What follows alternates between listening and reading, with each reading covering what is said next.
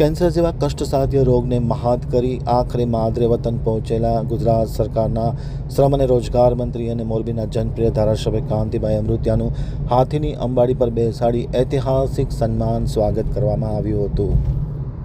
હવે જોઈએ મોરબી આમતક ન્યૂઝ બ્યુરોમાંથી જનક રાજાનો એક વિસ્તૃત અહેવાલ. કેન્સરને મહાત આપી મોરબી પહોંચેલા કાંતિભાઈ અમૃતિયા મંત્રીનું ભવ્ય સ્વાગત કરવામાં આવ્યું હતું. હાથીની અંબાડી પર સવાર થઈ અને વિશાળ ભવ્યાતિભવ્ય ઐતિહાસિક સ્વાગત મોરબીવાસીએ કર્યું હતું.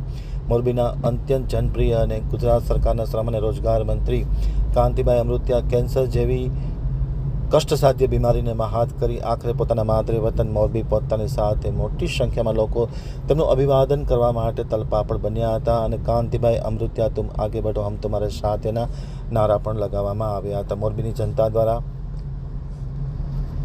તેમના સ્વાસ્થ્ય માટે હનુમાન ચાલીસાના પાઠ અને પ્રાર્થના કરવામાં આવી હતી. તેઓ સ્વસ્થ થઈ અને પરત ફરતા તેમના સ્વાગત સન્માનના કાર્યક્રમનું ભારતીય જનતા પાર્ટી દ્વારા આયોજન કરવામાં આવ્યું હતું. કાંતિભાઈ અમૃતિયાએ ઉમા ટાઉનશીપ ખાતે ઉમિયા માતાના મંદિરે આરતી કરી હતી. ત્યારબાદ રામ મહેલ મંદિર પાસે પૂજા અર્ચના કરી હતી. ધાર્મિક દર્શન બાદ મોરબી દરબારગઢથી ભવ્ય સન્માન રેલી ભવ્યની શરૂઆત થઈ હતી. ઐતિહાસિક રેલીમાં 7 બગીઓ અને મોટી સંખ્યામાં કારનો કાફલો નાસિકના પ્રખ્યાત બેન્ડની રમઝટ સાથે તેમને હાથીની અંબાડી પર બેસાડી સૌ લોકોએ તેમનું અભિવાદન ઝીલ્યું હતું.